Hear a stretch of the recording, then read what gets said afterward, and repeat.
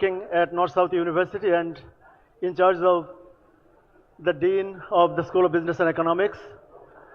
I started my career at Dhaka University as a student of finance and then as a teacher of finance.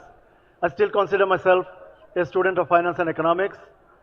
I taught at different places in the world, but over the last three and a half decades, I tried to find out how best to help this country that we all love, the country that is so full of potentials, the country that has an enormous level of talent, but we do not have the right kind of, or did not have the right kind of governance, the right kind of policies. So my assignment today is to go over the economic policy, the fiscal policy, mostly tax and banking, central banks, bank independence, revenue, healthcare. So overall, the economic policy envisioned by Jamaat Islami, Bangladesh Jamaat Islami, and the alliance that they have formed. So I'd like to start with a newspaper this morning, just a few hours ago. It was so timely that fits today's presentation. You can see on Bonik Barta this morning, it says, 50 কোটি টাকার বেশি bank ঋণের প্রায় অর্ধেকই এখন খেলাপি. That means any loans over 50 crore, 500 million taka, which is just over $2.5 million. Of all these loans, more than 50% are non-performing, are about to default. So this is the tip of an iceberg. The country, on the path that it traveled for the last 53 years, we consider the path to be unsustainable.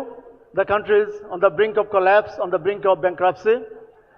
We start with our vision of a prosperous country, but to have a prosperous and thriving country, we need to have a sustainable economic policy. We need to be balancing our budgets. We need to find out how best we can spend our money with whatever little money we have.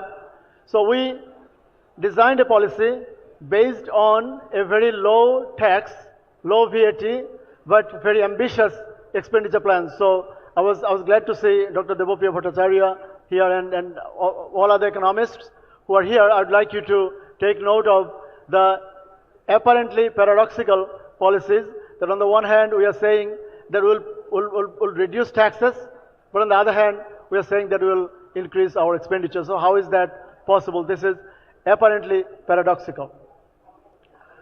So if we start with the overall context, you can see Bangladesh is standing, as I said, on 21 trillion taka of sovereign debt. So two of the biggest problems that the country now faces are one is sovereign debt, 21 lakh crore, 21 trillion taka, as you can see, until November 2025, of which external debt in US dollars and other currencies is $113 billion, which was just about $20 billion 15 years ago.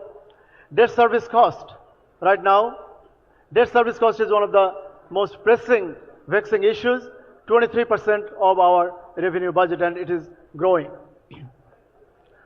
So if we look at the context, you'll see that the debt situation has a small history, that a lot of people take comfort in a apparently low tax to GDP ratio. Yes, it is not comfortable. We take comfort in a low debt to GDP. They think that it used to be about 38%, now is crossing the 40% mark. So many countries in the world have 146 or 180% of their GDP in the form of debt.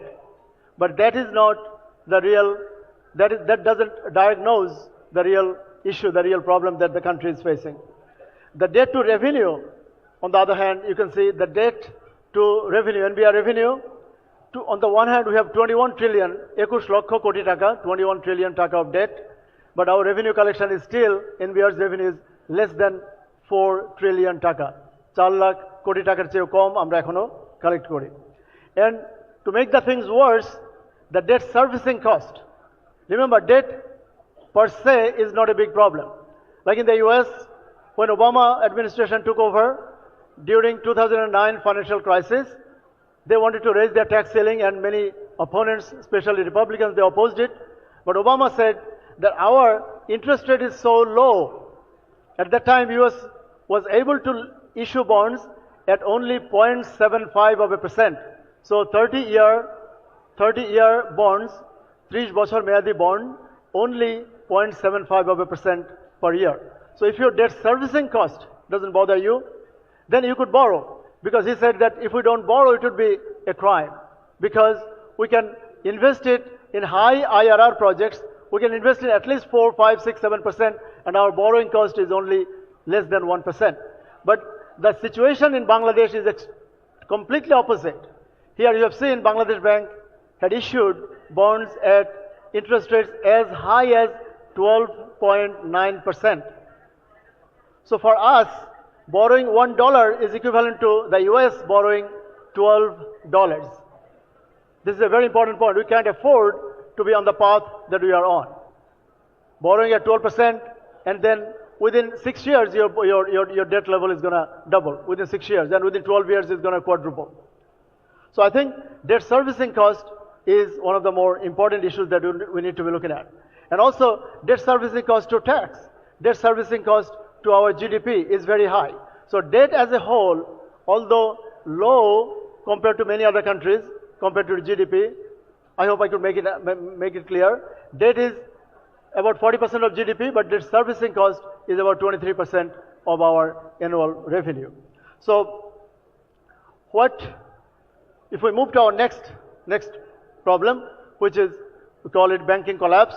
You have seen about 10 banks have been identified as seriously in trouble. 5 had to be merged into one, Sammilit Islami Bank.